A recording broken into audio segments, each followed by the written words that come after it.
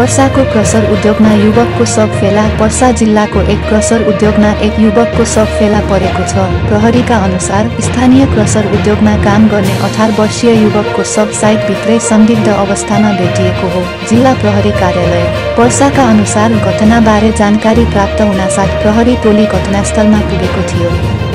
प्रारम्भिक अनुसन्धानमा युवकको मृत्यु दुर्घटना वा आत्महत्या भएको हुन सक्ने अनुमान गरिएको छ, तर शवको पोस्टमार्टम र थप अनुसन्धानपछि मात्र मृत्युको कारण स्पष्ट हुने प्रहरीले जनाएको छ।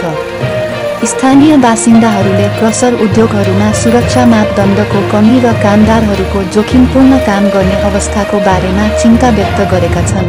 वीरगंज महानगरपालिका 29 नम्बर वार्डमा छौँ र आज एउटा यहाँ घटना घटेको र भर्खरै हामीलाई जानकारी प्राप्त भएको अन द स्पट यही हो जहाँ ठाउँमा घटना भएको थियो र यो क्रसरमा आदर्श क्रसरको यही घटना घटेको छ र वीरगंज महानगरपालिका 29 नम्बर वार्ड हो।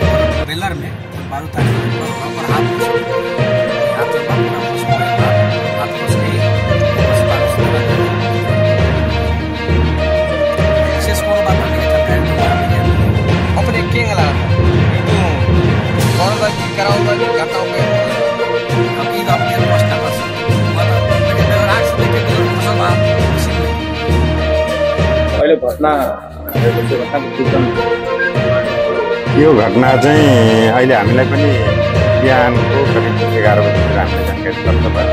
त्यो घटना सायद बेलुका राति नै भएको हुनुपर्छ, किनकि दुईजना व्यक्तिहरूले क्रसरहरू चलाइरहेको हुन्छ रातिको सिफ्टमा। अनि त्यो क्रसरको चाहिँ फिता चुकिएको देखिन्छ। फिता चुकिएपछि एकजना मान्छे चाहिँ अब क्रसर यो फिता चुक्यो गर्नुभयो भनेर लगभग 3 बजीतिर भन्छ। 3 बजीतिर चाहिँ ऊ घर गएर सुतेर अर्को उसको साथी पनि नदेखेर यो फिता चुकेपछि पनि गएर चुक्यो होला भन्ने हिसाबमा म गएँ र बिहान आउँदाखेरि उसको घरभित्र मान्छे र त्यो फिता पनि चुकेको अवस्थामा यहाँ पुगेको पो हुनसक्छ कि भन्ने हिसाबले शङ्का लागेर पछि हामीले जानकारी गएको र त्यहाँ प्रहरीले र यहाँको स्थानीयवासीहरूले यहाँको जनप्रतिनिधिहरू सबैले त्यो फिता चुकेको हामीले खोतल्एपछि त्यसलाई खनेपछि लास देखियो। जो व्यक्ति चाहिँ यहीँ क्रसरमा काम गर्ने 19 वर्ष 18 को अजय मण्डल नाम थियो। यहीँको कामदार मजदुरको काम गर्ने हो।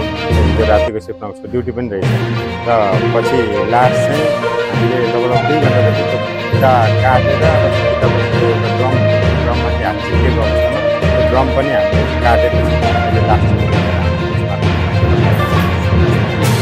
शङ्कास्पद त्यस्तो केही छैन। त्यो स्पष्ट चाहिँ फिता चुकिएको र उसको हात चाहिँ ड्रममा चुकिएको देखिन्छ र त्यो काम गर्दाको मेसिनले त्यो फिता चुकिएको र त्यो फिता क्रसरको चुकिएको पनि हामीले देख्न सक्छौँ। त्यहाँ पनि त्यो फितामै हात चिप्केको छ, उसको ड्रमभित्र एउटा हात चिप्केको छ, टाउको तलाउ काम गर्दाकै ठाउँमा त्यो चाहिँ अब मेसिनरी चिज भएकाले त्यस्तो भएको जस्तो देख्छ प्रारम्भिक रूपमा। पोस्टमार्टम भएपछि वास्तवमा के हुन्छ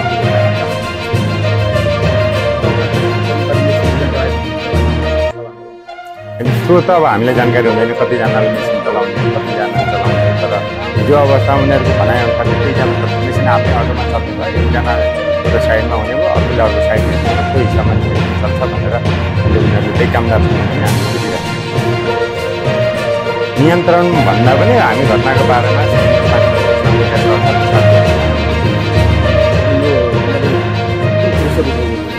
आदर्श क्रसर उद्योग